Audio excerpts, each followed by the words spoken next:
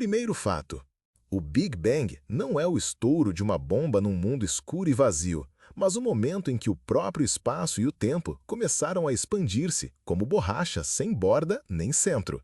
Aquilo a que chamamos criação do universo, na cosmologia moderna, é o início da expansão e arrefecimento de um plasma quente e incrivelmente denso, do qual mais tarde saíram os átomos, as estrelas e nós. Importante: não se trata de uma explosão num espaço já feito, mas da expansão do próprio espaço.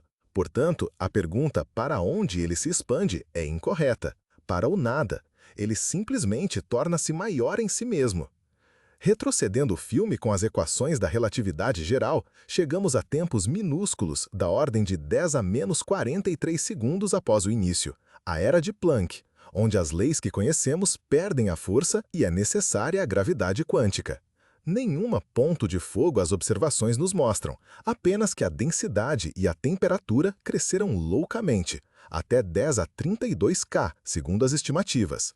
O fundo cósmico de micro-ondas, um meco uniforme com uma temperatura de cerca de 2,725 K, registrou o momento em que a luz finalmente se libertou, cerca de 380 mil anos após o início.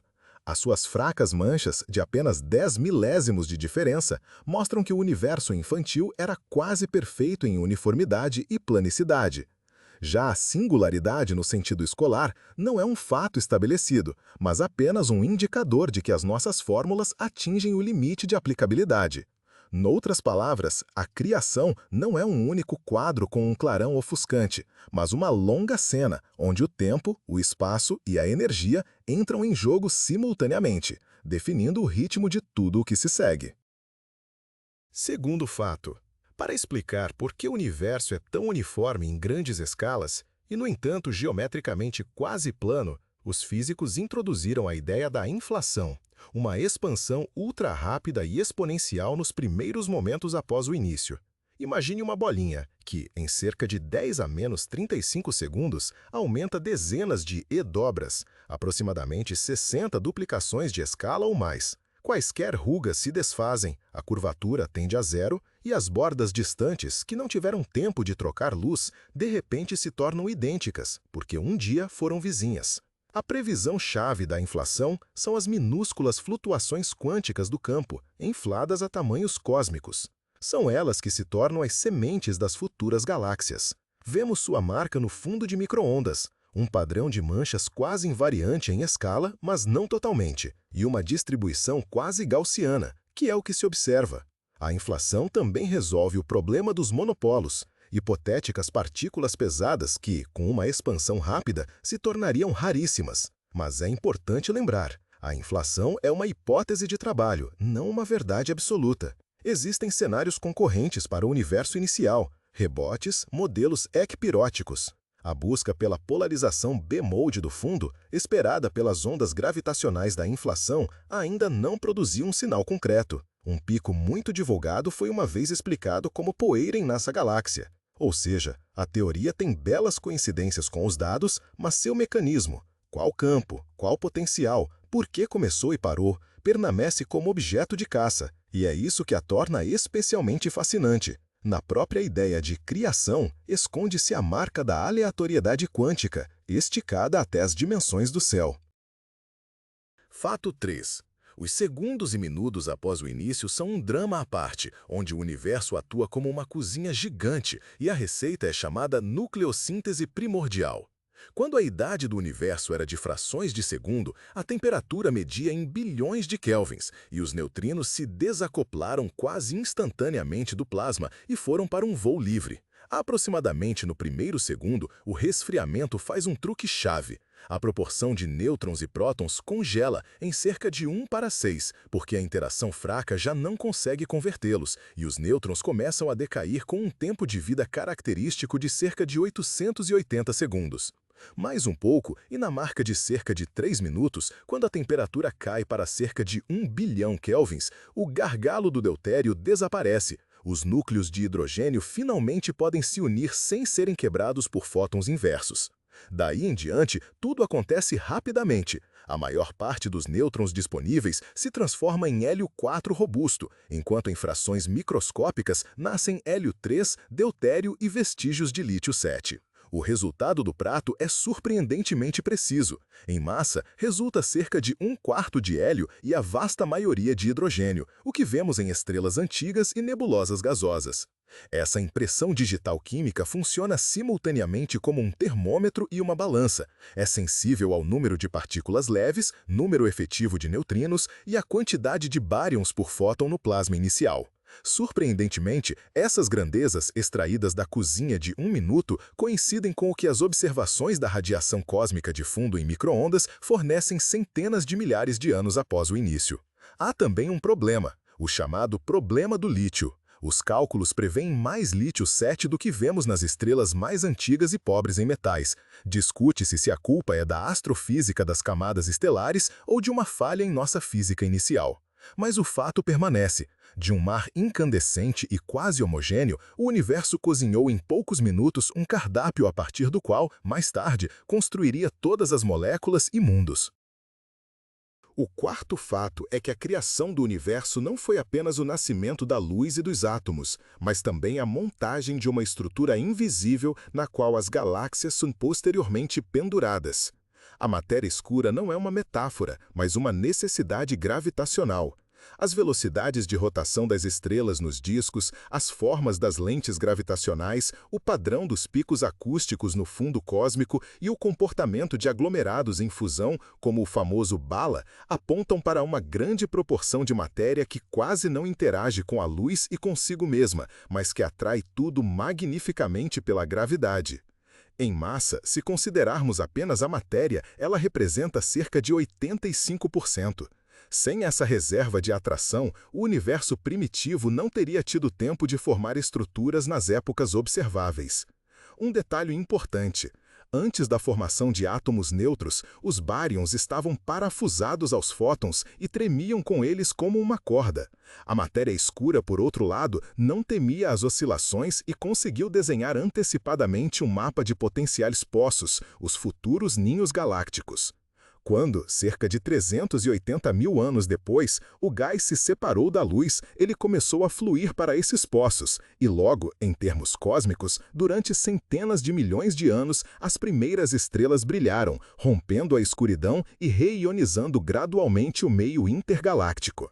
Não sabemos exatamente o que é a escuridão, se são partículas WIMP hipotéticas, áxions ou algo mais. As buscas diretas ainda estão em silêncio, mas o padrão cósmico aponta teimosamente para um caráter frio. Caso contrário, as estruturas pequenas teriam sido apagadas como pegadas em areia molhada.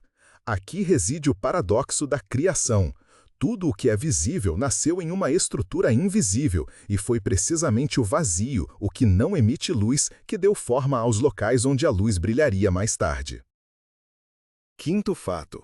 O fundo cósmico de micro-ondas não é apenas o ruído de uma TV antiga, mas uma fotografia infantil do universo, tirada quando ele tinha cerca de 380 mil anos, e o plasma quente finalmente permitiu que a luz se movesse livremente. Sua temperatura atual é de cerca de 2,725 Kelvin, apresentando um espectro quase perfeito de corpo negro, tão liso quanto uma corda esticada. No entanto, nessa uniformidade, existem minúsculas rugas, anisotropias, da ordem de décimos de milésimos de %, apenas algumas dezenas de microkelvins. Essas irregularidades são o registro de ondas sonoras que percorriam o plasma primordial a uma velocidade próxima de c sobre raiz de 3. A gravidade tentava comprimir, a pressão dos fótons expandir, resultando em um ritmo de picos acústicos, impresso no céu. Pelas suas alturas e posições, os cosmólogos calculam os bárions, a matéria escura e a curvatura do espaço, obtendo uma geometria quase plana e um conteúdo precisamente medido. A polarização do fundo adiciona detalhes sutis. Os modos Z confirmam o padrão acústico. Uma fraca lente gravitacional desfoca o padrão e revela a massa dos aglomerados. E a curiosa anisotropia dipolar indica nosso movimento através do gás cósmico a centenas de quilômetros por segundo. O próprio fundo serve como um holofote para a estrutura em larga escala. Os aglomerados de galáxias deixam suas impressões digitais nele pelo efeito Sunyaev-Zeldovich. E o horizonte, grande mas não infinito, daquela época explica por que as extremidades opostas do céu são tão semelhantes. Elas já estiveram conectadas antes que a inflação as afastasse além do visível. Até mesmo a escala de distância, oscilações acústicas bariônicas, sobreviveu na distribuição de galáxias, como uma sutil preferência em se encontrar a cerca de 500 milhões de anos-luz. Esta já é uma régua para medir a expansão cósmica em épocas tardias. Tudo junto é como pistas em uma cena de crime antiga. O espectro, as manchas, a polarização, o lentizamento e cada uma aponta para a mesma origem, transformando o pálido brilho na crônica mais precisa do cosmos primordial. O sexto fato. O mais surpreendente é que a expansão do universo não só continua, mas está a acelerar, como se alguém tivesse silenciosamente pisado no acelerador de um motor invisível. Esta conclusão surgiu das observações de supernovas distantes do tipo Ia, no final dos anos 1990. As velas padrão revelaram-se mais fracas do que o esperado, significando distâncias maiores do que numa expansão retardada. Para conciliar o quadro, a constante cosmológica lambda é reintroduzida nas equações de Einstein, a energia do vácuo, uniformemente distribuída pelo espaço e possuindo pressão negativa. De acordo com as estimativas atuais, ela constitui a maior parte do balanço energético, cerca de 2/3, enquanto a matéria escura e a matéria comum dividem o resto. Esta energia escura tem uma equação de estado com um parâmetro W próximo de -1. É assim que faz a geometria expandir-se cada vez mais rapidamente. Mas por trás da aparente simplicidade esconde-se um enigma profundo. Os cálculos quânticos da energia do vácuo produzem magnitudes monstruosas, dezenas de ordens de magnitude superiores ao valor observado. O maior fracasso entre a teoria e a realidade na física das constantes fundamentais. Existem alternativas: a quintessência dinâmica, a gravidade modificada, cenários com um W que varia lentamente ao longo do tempo. As réguas e relógios cósmicos, oscilações bariônicas, lentes gravitacionais fracas, aglomerados e as mesmas supernovas medem a história da expansão, apertando a rede de restrições. Neste contexto, surgiu também uma intriga separada, a tensão H0. As medições locais do ritmo de expansão e as estimativas do universo primitivo divergem teimosamente em vários quilômetros por segundo por megaparsec. Talvez seja uma fenda pela qual uma nova partícula ou um prazo diferente para a dinâmica escura se infiltre na física. Se lambda for uma constante, um mundo com um horizonte cosmológico nos espera. Galáxias distantes cairão uma a uma para além do limite da visibilidade, o combustível estelar esgotar-se-á e o futuro tornar-se-á infinitamente frio. Paradoxalmente, é o vazio, a que normalmente não prestamos atenção, que dita o ritmo final da história do universo. Sétimo fato. Por que o universo possui estrelas e nós, em vez de um nada uniforme após a aniquilação mútua de partículas e antipartículas? As observações indicam que a matéria é ligeiramente maior que a antimatéria, cerca de 1 barião extra para cada bilhão e poucos fótons. E é esse desvio microscópico que sobreviveu ao calor primordial e semeou todo o cosmos visível. Como isso é possível? Em 1967, Andrei Sakharov formulou 3 condições para a bariogênese. São necessários processos que violem a conservação do número bariônico, é necessária assimetria de paridade e simetria de carga conjugada, violação de CP, e é preciso sair do equilíbrio termodinâmico.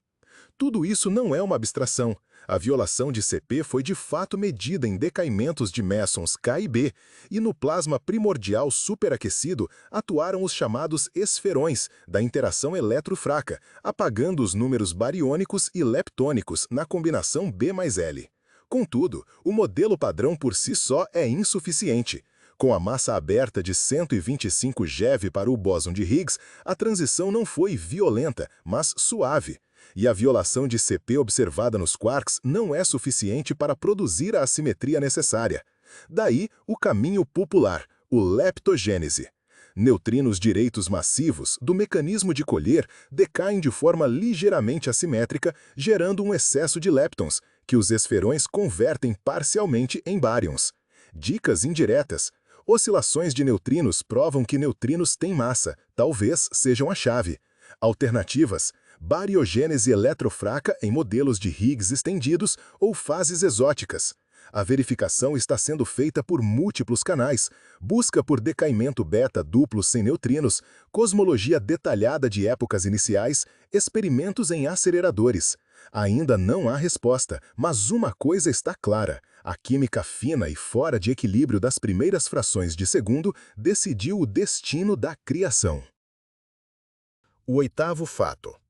A aurora cósmica, o momento em que a escuridão das primeiras centenas de milhões de anos cedeu lugar às primeiras fontes de luz, não foi um flash instantâneo, mas o cintilar de múltiplos focos que gradualmente ionizaram o hidrogênio intergaláctico. Após a recombinação, cerca de 380 mil anos, o universo tornou-se transparente, mas ainda não havia estrelas.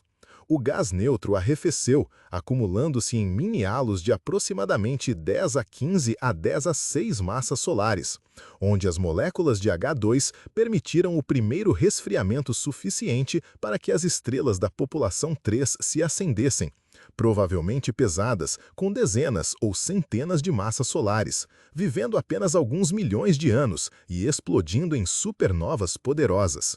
Sua radiação ultravioleta desintegrava os elétrons dos átomos, inflando bolhas de plasma ionizado ao redor dos jovens aglomerados e dos primeiros quasares. As bolhas cresciam e fundiam-se, e para desvios para o vermelho de cerca de Z igual a 6, idade do universo cerca de 1 bilhão de anos, quase todo o gás intergaláctico foi reionizado. Isso é visível nas depressões de Gunn-Patterson, nos espectros de quasares distantes e na queda acentuada da visibilidade das linhas Lyman-alfa das galáxias mais antigas. O meio neutro as dispersa. Um holofote adicional é a linha de hidrogênio de 21 centímetros. Ela deve mapear os pontos quentes e frios em relação ao fundo de micro-ondas, transformando a aurora em um filme tridimensional.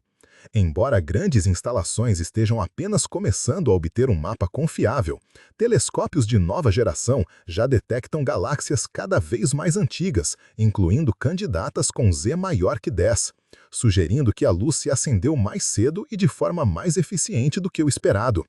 E as assinaturas químicas, proporções incomuns de elementos em estrelas ultrametalizadas de nossa galáxia, guardam a memória das primeiras explosões, como a fuligem nas paredes de uma oficina onde os primeiros metais do universo foram fundidos. Fato 9. A flecha do tempo é a direção oculta da criação, porque o passado cheira à ordem e o futuro à desordem.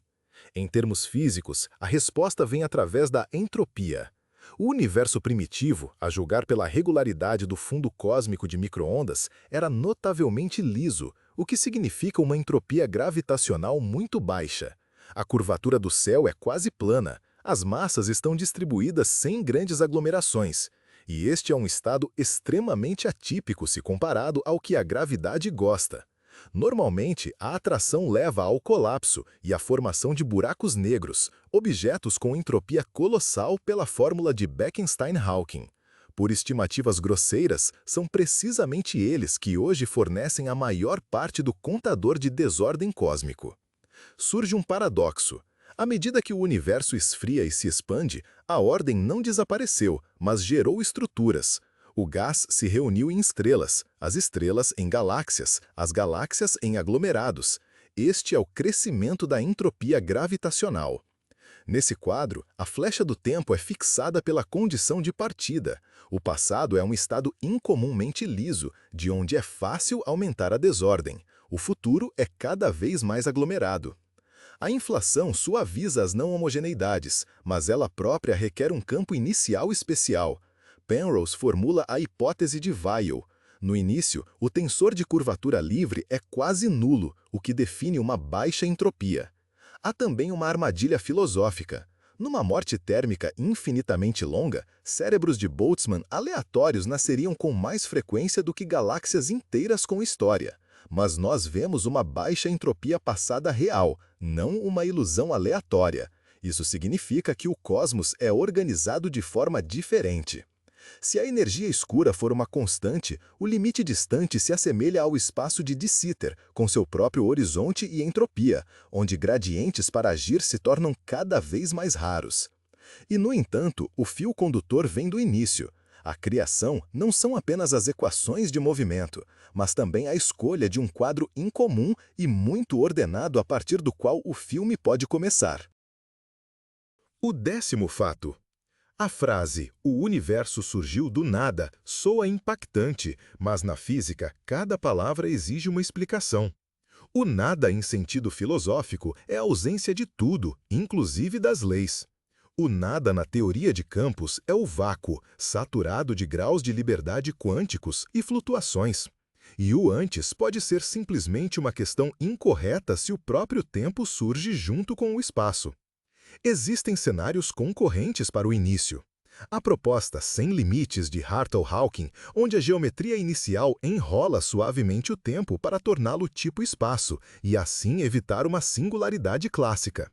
O tunelamento de Vilenkin, pelo qual um universo minúsculo e fechado salta quanticamente de um estado sem espaço clássico para um mundo em expansão. Modelos cíclicos ou ecpiróticos, onde o passado é uma contração e um suave ricochete. A cosmologia de laços que substitui a singularidade por um ricochete quântico em densidades de Planck. Todos diferem em detalhes, o espectro das perturbações iniciais, o nível de ondas gravitacionais, as sutis anisotropias. Em princípio, isso é observável, mas ainda não está resolvido. Popular também é a ideia do balanço energético zero. A energia positiva da matéria pode ser compensada pela gravidade negativa. E a lei global de conservação de energia em um cosmos em expansão, em sentido estrito, nem sequer é definida. Não há um relógio universal do espaço-tempo. Daí a tese. Do nada não significa do vazio absoluto, mas sim dentro da gravidade quântica é possível uma transição inicial onde as categorias habituais perdem o sentido. Ideias de universos filhos soam ainda mais ousadas. Uma bolha de falso vácuo sob certas condições poderia inflar para se tornar um mundo separado através de um gargalo inacessível para nós. Mas estas são especulações na fronteira da teoria. Até hoje, o resultado honesto é o seguinte: a física consegue descrever os primeiros momentos e oferece vários cenários de início matematicamente consistentes. Mas a questão por que exatamente assim permanece em aberto, separando a fronteira entre a ciência verificável e a metafísica cuidadosamente marcada.